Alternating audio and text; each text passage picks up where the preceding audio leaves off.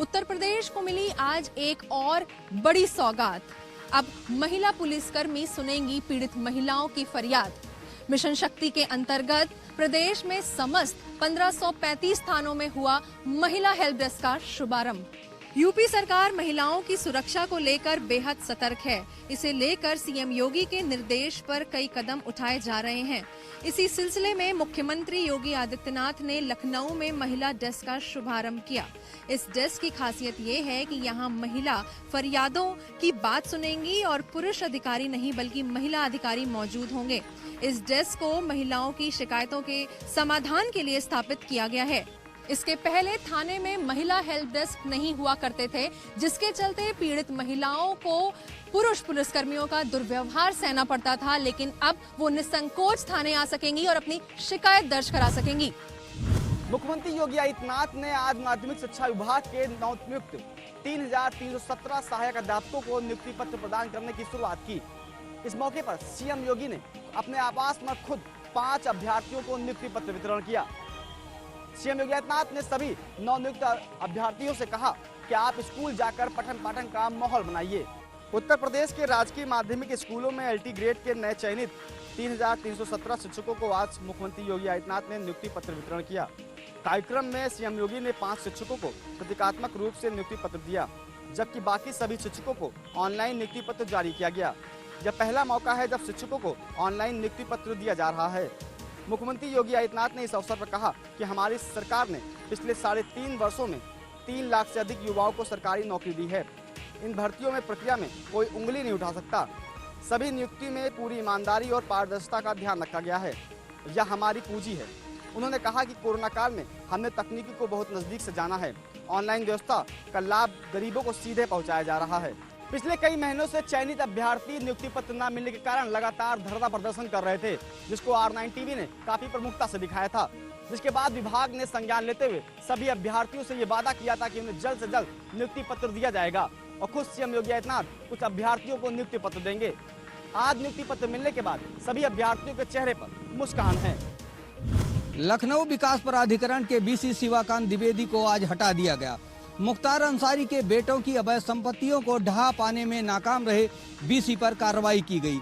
आरोप ये भी है कि शिवाकांत द्विवेदी अफजाल अंसारी से भी 2 बार मुलाकात किए थे। मुख्यमंत्री योगी आदित्यनाथ की नाराजगी के बाद आज एलडीए बीसी को हटा दिया गया। बीसी पर आरोप यह है कि उन्होंने मुख्तार अंसारी के बेटों और मुख्तार अंसारी के भाई अफजाल अंसारी की अवैध संपत्तियों पर समय रहते कार्रवाई नहीं किया। हीला हवाली के चलते इन संपत्तियों पर कोर्ट से स्टे मिल गया। इससे सरकार काफी नाराज हुई और सरकार की जीरो टॉलरेंस की नीति पर भी सवाल उठने लगे। इसको देखते हुए शासन की नाराजगी के चलते इनको आज अपने पद से हाथ धोना पड़ा है और बड़े माफियाओं का साथ देता है। लेकिन जिस तरीके से एलडीए बीसी पर आज कार्रवाई की गई वो अपने आप में नजीर है। कोरोना महामारी के चलते लखनऊ के ऐशबाग रामलीला समिति के संयोजकों ने इस बार एक बड़ा और अहम फैसला लिया है कि इस बार 500 वर्ष पुरानी रामलीला का आयोजन नहीं किया जाएगा। साफ तौर पे जिस तरह से कोरोना के निर्देशों को पालन करते हुए कहा गया है कि बड़े आयोजनों पर रोक रहेगी, उसी में इसको एक बड़ा कदम माना जा रहा है और साफ तौर पे कहा जा रहा है कि इस बार वहां पर किसी भी तरह का कोई मंचन नहीं किया जाएगा। आपको बता दें 2016 में भारत के प्रधानमंत्री नरेंद्र मोदी भी वहां पर शिरकत कर चुके हैं। वहीं रामलीला समिति के संयोजक ने बताया कि जो सामान्य परंपराएं हैं उसका समिति द्वारा निर्वहन किया जा रहा है। कलश स्थापना और पूजा की जा रही और पहले दिन सुंदरकांड का पाठ भी किया गया, लेकिन इसके अलावा मंचन का कोई भी कार्यक्रम नहीं किया जाएगा और न ही किसी दर्शक को रामलीला मैदान में एंट्री मिलेगी। एंट्री को पूर्णतः प्रतिबंधित किया गया है क्योंकि जो महामारी चल रही है वह घातक है और इसमें सोशल डिस्टेंसिंग का ख्याल रखना बहुत जरूरी है। साफ तौर पे अध्यक्ष ने कहा कि राम भक्तों को विचलित होने की जरूरत नहीं है क्योंकि हम ऑनलाइन माध्यम से, वेबसाइट के माध्यम से वो हमसे लाइव जुड़ सकते हैं और भगवान राम पर हो रही चर्चा और तमाम चीजों को वो घर पर बैठे लाइव देख सकते हैं। आपको बता दें लगभग 500 वर्ष पूर्व गोस्वामी तुलसीदास ने ऐशबाग में रामलीला की नींव रखी थी। तब से यहाँ पर अनवरत रामलीला चल रही है, लेकिन इस बार कोरोना के निर्देशों के चलते रामलीला के मंचन का आयोजन नहीं किया जा रहा है। वहीं पर बाहर से आने वाले कलाकारों में भी निराशा है। इस बार यहाँ पर जो कलाकार का रोल निभा रहे हैं वो यहीं के दर्शक हैं जो पहले यहाँ पर लगातार आते रहे हैं। उत्तराखंड में विधानसभा चुनाव को लेकर 1 साल से भी ज्यादा का वक्त बचा है, लेकिन 1 साल से पहले ही कैबिनेट मंत्री हरक सिंह रावत ने विधानसभा चुनाव न लड़ने का बड़ा ऐलान किया है। कैबिनेट मंत्री हरक सिंह रावत ने बड़ा ऐलान करते हुए 2022 का विधानसभा चुनाव नहीं लड़ने की घोषणा की है। हरक सिंह रावत का बयान सामने आने के बाद से ही सियासी गलियारों में भी बयान के अलग अलग मायने निकाले जा रहे हैं। कैबिनेट मंत्री हरक सिंह रावत का कहना है कि अपने फैसले को लेकर उन्होंने पार्टी को भी अवगत करा दिया है कि वह 2022 का विधानसभा चुनाव नहीं लड़ेंगे। हरक सिंह रावत का कहना है कि भाजपा के प्रदेश संगठन महामंत्री अजय कुमार को पत्र भेजकर उन्होंने इसकी जानकारी दी है। हालांकि हरक सिंह रावत ने राजनीति से संन्यास लेने की बात को सिरे से खारिज कर दिया है। हरक सिंह रावत ने कहा कि वह राजनीति से कभी भी संन्यास नहीं लेंगे और जनता के मुद्दों को लेकर संघर्ष करते रहेंगे और चुनाव न लड़ने के ऐलान के बाद भी वह सड़कों पर संघर्ष करेंगे। कैबिनेट मंत्री हरक सिंह रावत ने चुनाव न लड़ने का बड़ा बयान दिया है, जिसके सियासी गलियारों में अलग अलग मायने तलाशे जा रहे हैं। देखना दिलचस्प होगा कि आने वाले समय में क्या वाकई हरक सिंह रावत विधानसभा का चुनाव नहीं लड़ते हैं। कैबिनेट मंत्री हरक सिंह रावत के चुनाव नहीं लड़ने के बयान पे कांग्रेस और आप ने चुटकी ली है। कैबिनेट मंत्री हरक सिंह रावत के 2022 में विधानसभा चुनाव नहीं लड़ने के बयान ने सियासी हलचल पैदा कर दी है। कांग्रेस प्रदेश उपाध्यक्ष सूर्यकांत धस्माना तो खूब चुटकी ले रहे हैं। कहते हैं कि हरक सिंह रावत पिछले कई चुनाव में कसम ले चुके हैं। वहीं आम आदमी पार्टी ने बीजेपी की कला खुलकर सामने आने की बात कही है। आम आदमी पार्टी के प्रदेश प्रवक्ता रविंद्र आनंद का कहना है कि मुख्यमंत्री त्रिवेंद्र सिंह रावत की उनके मंत्री विधायकों के साथ पटरी बिल्कुल नहीं बैठ रही है। उन्होंने तो एक कदम और आगे बढ़ाकर कह दिया कि यदि कोई आम आदमी पार्टी की विचारधारा रखता हो तो वो उनके पार्टी में उनका स्वागत है। सूबे में हरक सिंह रावत के चुनाव नहीं लड़ने के बयान के बाद भाजपा में एक बार फिर कलह सतह पर दिखाई दे रही है। आने वाले चुनाव में क्या होगा, क्या सियासी गर्मी प्रदेश में रहेगी, देखना दिलचस्प होगा। भारतीय क्रिकेट टीम के पूर्व कप्तान कपिल देव को दिल का दौरा पड़ने के बाद दिल्ली के फोर्टिस अस्पताल में भर्ती कराया गया है। कुछ घंटे निगरानी में रखने के बाद उनकी एंजियोप्लास्टी की गई। महान क्रिकेटरों में शुमार कपिल देव को सीने में दर्द की शिकायत के बाद दिल्ली के ओखला स्थित फोर्टिस अस्पताल में गुरुवार देर रात 1 बजे भर्ती कराया गया था। अस्पताल से मिली जानकारी के अनुसार हार्ट में ब्लॉकेज के चलते फोर्टिस अस्पताल में कपिल देव की एंजियोप्लास्टी की गई। बता दें कि भारत को अपनी कप्तानी में पहला वनडे वर्ल्ड कप जिताने वाले कपिल देव की गिनती विश्व के दिग्गज ऑलराउंडरों में की जाती है। भारत के पूर्व कप्तान और क्रिकेट जगत के बेहतरीन ऑलराउंडरों में शुमार कपिल देव की कप्तानी में भारत ने 1983 में पहली बार वर्ल्ड कप जीता था। बता दें कि अस्पताल की ओर से जारी बयान के मुताबिक कपिल अभी आईसीयू में हैं और डॉक्टर अतुल माथुर और उनकी टीम की निगरानी में है। कपिल देव की स्थिति बेहतर बताई जा रही है और कुछ दिनों में उन्हें अस्पताल से छुट्टी भी दे दी जाएगी। बलिया के दुर्जनपुर गांव में हुए गोलीकांड को लेकर अब आरोपी पक्ष ने भी मुकदमा दर्ज कराने की मांग की है। आपको बता दें, बलिया गोलीकांड के मुख्य आरोपी धीरेन्द्र प्रताप सिंह इस वक्त पुलिस रिमांड पर है। वहीं इसी बीच धीरेन्द्र प्रताप सिंह की भाभी मीडिया के सामने आई है और उन्होंने आत्मदाह की चेतावनी दी है। आपको बता दें कि 15 अक्टूबर को बलिया जिले के दुर्जनपुर गांव में कोटे की दुकान के आवंटन को लेकर की जा रही कार्रवाई में 2 पक्षों में भिड़ंत हो गई थी, जिसमें धीरेन्द्र प्रताप सिंह ने एक शख्स की गोली मारकर हत्या कर दी थी, जिसमें फरार धीरेन्द्र प्रताप को 18 अक्टूबर को लखनऊ से गिरफ्तार कर लिया गया था। वहीं गोलीकांड के मुख्य आरोपी की भाभी आशा सिंह उस वक्त काफी गुस्से में दिखी जब बीजेपी कार्यकर्ता और पदाधिकारी परिजनों से मिलने दुर्जनपुर स्थित आवास पर पहुंचे। धीरेन्द्र की भाभी ने उनसे मुखातिब होते हुए नाराजगी जाहिर की और साथ ही धीरेन्द्र प्रताप सिंह की भाभी ने धमकी भरे अंदाज में कहा कि अब हम सारी औरतें अब यह तय कर चुकी हैं कि अपने मकाम में आत्मदाह करेंगे। साथ ही आपको बता दें, दुर्जनपुर गांव में हुए गोलीकांड को लेकर पुलिस ने हत्या में इस्तेमाल की गई रिवॉल्वर को अब बरामद कर लिया है। वारदात के दिन धीरेन्द्र प्रताप सिंह ने भागते हुए रिवॉल्वर को घर के बगल में छुपा दिया था, जिसमें पुलिस ने मामले की जांच पड़ताल करके रिवॉल्वर को बरामद कर लिया है। हाथरस कांड में सीबीआई की टीम लगातार जांच पड़ताल कर रही है और अपने सवालों के जवाब खंगालने में जुटी हुई है। ऐसे में जांच पड़ताल के 13वें दिन सीबीआई की टीम एक बार फिर हाथरस पहुंची और पीड़िता के गांव वालों से पूछताछ की।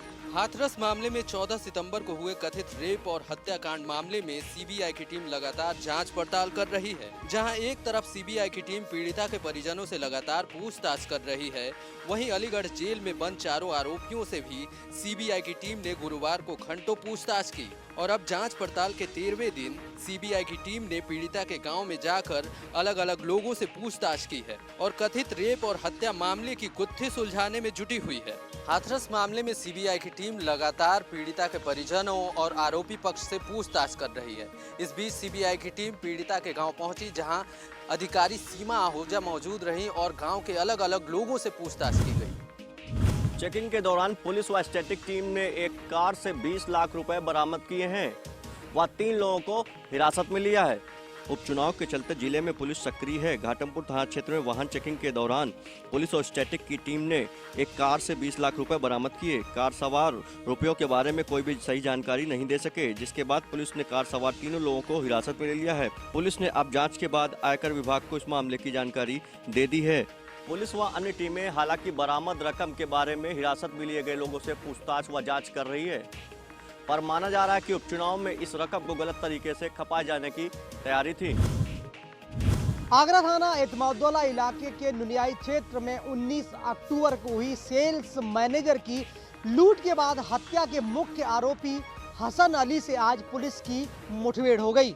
पुलिस ने हसन अली को गिरफ्तार कर लिया है। हसन के पैरों में गोली लगी है। देर रात जब पुलिस ने अपाचे सवार हसन को रोकने का प्रयास किया तो हसन ने पुलिस पर फायरिंग कर दी और उसके बाद पुलिस ने भी जवाबी फायरिंग की, जिसमें हसन अली को 2 गोली लगी। पुलिस को हसन अली के पास एक तमंचा और एक बैग मिला है जिसमें रुपए भी हैं। हालांकि अभी ये जानकारी नहीं मिल सकी है कि बैग में कितने पैसे हैं। फिलहाल घायल बदमाश हसन को इलाज के लिए आगरा के हसन मेडिकल कॉलेज में भर्ती करा दिया है। दरअसल थाना एतमादुद्दौला के नुनियाई क्षेत्र में 19 अक्टूबर को दिन दहाड़े सेल्स मैनेजर सोनू की गोली मारकर हत्या कर उससे 7 लाख रुपए की लूट की गई थी। इस घटना के बाद आगरा पुलिस महकमे में हड़कंप मचा था। आनंद फानंद में आगरा के एडीजी एसपी सिटी मौके पर पहुंचे। जब घटना की जांच पड़ताल शुरू हुई तो वहां लगे सीसीटीवी से पुलिस को लुटेरे के वीडियो फुटेज मिले। उसके आधार पर लुटेरे की पहचान बदमाश हसन अली के रूप में की। पुलिस के मुताबिक देर रात बढ़ते अपराध को लेकर थाना एतमादुद्दौला और आगरा क्राइम ब्रांच टीम थाना एतमादुद्दौला इलाके के 80 फुटा चौराहे पर चेकिंग कर रही थी और उसी वक्त हसन अली अपाचे बाइक पर सवार होकर वहां से निकला। जब पुलिस ने उसे रोकने का प्रयास किया तो हसन अली ने पुलिस पर फायरिंग कर दी और इसी का जवाब देते हुए पुलिस ने भी फायरिंग करना शुरू की तो हसन अली के पैरों में गोली लग गई और उसके बाद पुलिस ने हसन अली को दबोच लिया। प्रयागराज में बाहुबलियों के बाद अब माफिया और हिस्ट्री सीटरों के खिलाफ भी अभियान चलाया जा रहा है। इसी कड़ी में नैनी के गंजिया इलाके में जावेद उर्फ पप्पू गंजिया के अवैध आलीशान बंगले को ध्वस्त किया गया। 2.5 बीघा से ज्यादा जमीन पर बने इस बंगले को प्रयागराज विकास प्राधिकरण की टीम ने कड़ी सुरक्षा व्यवस्था के बीच पूरी तरह से जमींदोज कर दिया। पुलिस प्रशासन के साथ ही प्रयागराज विकास प्राधिकरण की टीम पप्पू गंजिया के बंगले पर पहुंची, जिसके बाद पीडीए की 5 जेसीबी मशीनों ने हिस्ट्री सीटर के आलीशान बंगले को ढहाना शुरू कर दिया। देखते ही देखते थोड़ी देर में पीडीए के तोड़ू दस्ता ने 2 मंजिला बंगले को पूरी तरह से जमींदोज कर दिया। आपको बता दें कि पप्पू गंजिया ने अपने गुंडई के बल पर 2.5 बीघे जमीन पर आलीशान बंगला के साथ ही फार्म हाउस बना रखा था।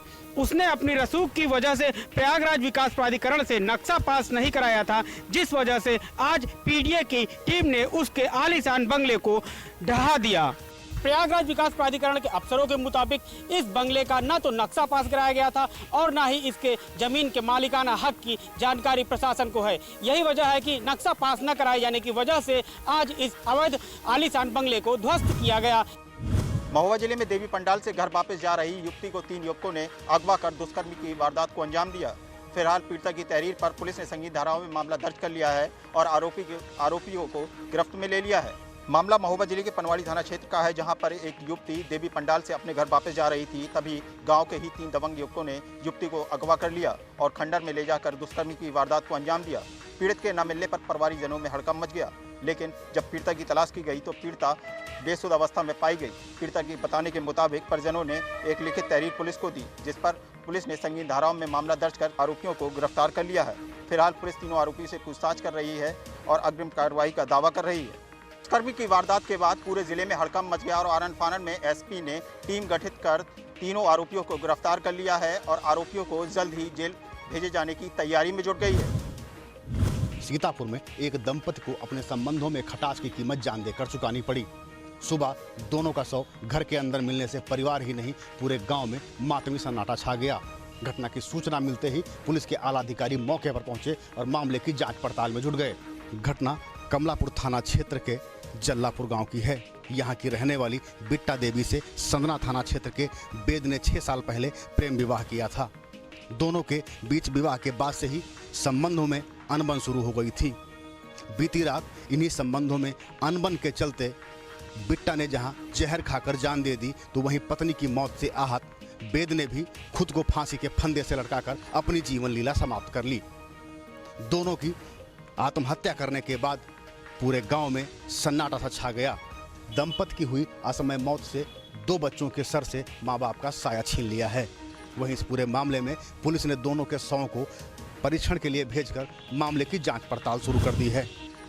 हरदोई के संडीला इंडस्ट्रियल एरिया में IPL पेस्टिसाइड नामक कंपनी में गैस रिसाव के चलते एक मजदूर की मौत हो गई। वहीं 14 अन्य मजदूर आंशिक रूप से घायल हो गए हैं, जिनमें से एक मजदूर का अस्पताल में इलाज भी चल रहा है।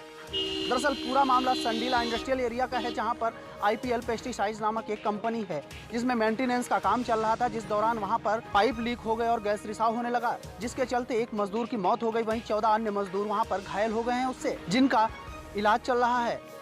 वहीं मृतक के परिजनों ने फैक्ट्री गेट पर ही सब रखकर जाम लगा दिया और धरना प्रदर्शन करने लगे।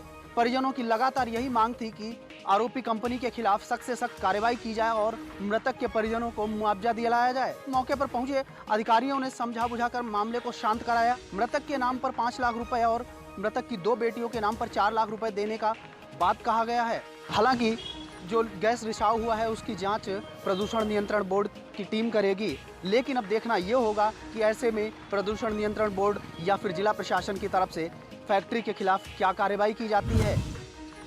अलीगढ़ मुस्लिम यूनिवर्सिटी के वाइस चांसलर तारिक मंसूर ने सस्पेंड किए गए दोनों डॉक्टरों को बहाल कर दिया है।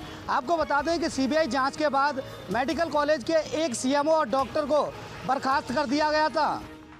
आपको बता दें हाथरस के चंदपा थाना क्षेत्र में गैंगरेप की वारदात को अंजाम दिया गया था और बिटिया गंभीर हालत में मेडिकल कॉलेज में भर्ती रही थी। इलाज करने वाले दोनों डॉक्टरों को अलीगढ़ मुस्लिम यूनिवर्सिटी के वाइस चांसलर तारिक मंसूर ने सस्पेंड कर दिया था। साथ ही सूत्रों के हवाले से माने तो सस्पेंशन की वजह मेडिकल रिपोर्ट वायरल करना बताया जा रहा था। आज जैसे ही डॉक्टरों को बहाल किया गया है तो मेडिकल कॉलेज के तमाम डॉक्टरों में एक खुशी का माहौल देखने को मिल रहा है। आपको बता दें ये दोनों वही डॉक्टर हैं जो गैंगरेप पीड़िता का लंबे समय मेडिकल कॉलेज में इलाज किया था। अब बहाल होने के बाद मेडिकल कॉलेज के डॉक्टरों में खुशी देखने को मिल रही है। फतेहगढ़ के एक निजी अस्पताल में एक मृत बच्चे के इलाज के नाम पर 15,000 रुपये जमा कराने का मामला सामने आया है। मामला खुला तब जब चंद मिनटों के बाद इस अस्पताल ने बच्चे को लोहिया जिला अस्पताल रेफर कर दिया और वहाँ SNCU ने उस बच्चे को ये कहने से एडमिट कर दिया कि इस बच्चे की मौत तो 3 घंटे पहले हो चुकी है। कमालगंज थाना क्षेत्र के गांव रामनगर स्थल निवासी विपिन कुमार उम्मीद संस्था के अध्यक्ष डॉक्टर ज्योति, उपाध्यक्ष प्रगत कुमार और भाभी रीता के साथ मुख्य चिकित्साधिकारी कार्यालय पहुंचे। विपिन ने बताया कि उसकी पत्नी ने 18 अक्टूबर को सामुदायिक स्वास्थ्य केंद्र पर पुत्र को जन्म दिया था।